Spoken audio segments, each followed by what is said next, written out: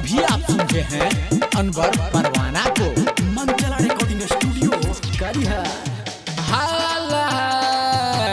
अपने तो जाय चाहे सासू हटिया बजरिया, अपने तो जाय चाहे सासू हटिया बजरिया। भैया मोरा एते में हमन में है अपने तो जाय चाहे सासू हटिया बजरिया, अपने तो जाय चाहे सासू हटिया बजरिया। भैया मोरा एते में हमन में है अपने तो जाय चाहे सासू हटिया बजरिया। भैया मोरा एते में हमन में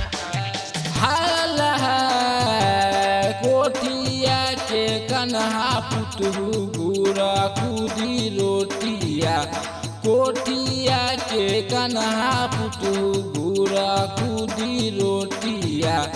अपना भैया के दिया तू खिलाए कोठिया के कन्हा पुतरू गुरा खुदी रोटिया, कोठिया के कन्हा पुतरू गुरा खुदी रोटिया। अपना भैया के दिया तू खिलाए है अपने तो जाय चाहे सासू हटिया बजरिया। भैया मोरा एते में हमन में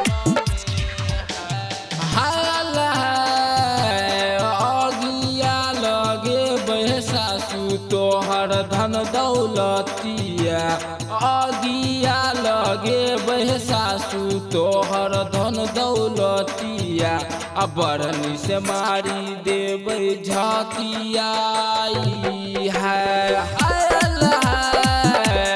अगिया लगे बहे सासू तोहर धन दौलतिया, अगिया लगे बहे सासू तोहर धन दौलतिया।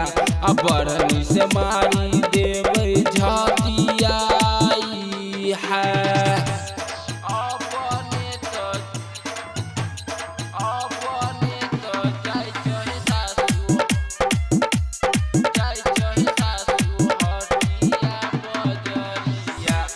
भैया मोरा एते में हमन में है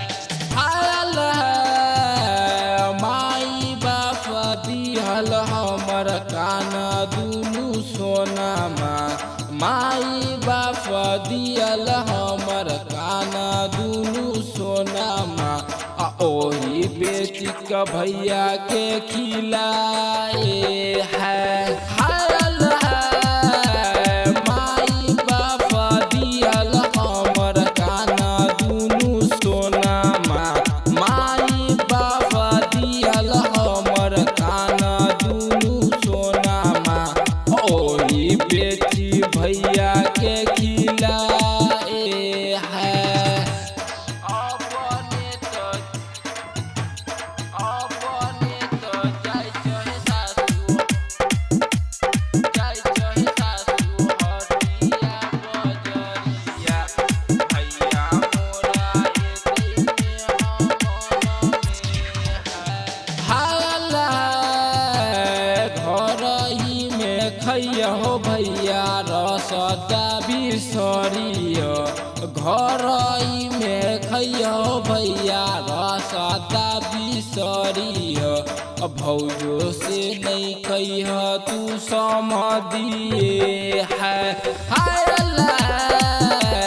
घर ही में खैया हो भैया रसदा बिसरिया, घर ही में खैया हो भैया रसदा बिसरिया। भौजो से नहीं कहिह तू समझिए है।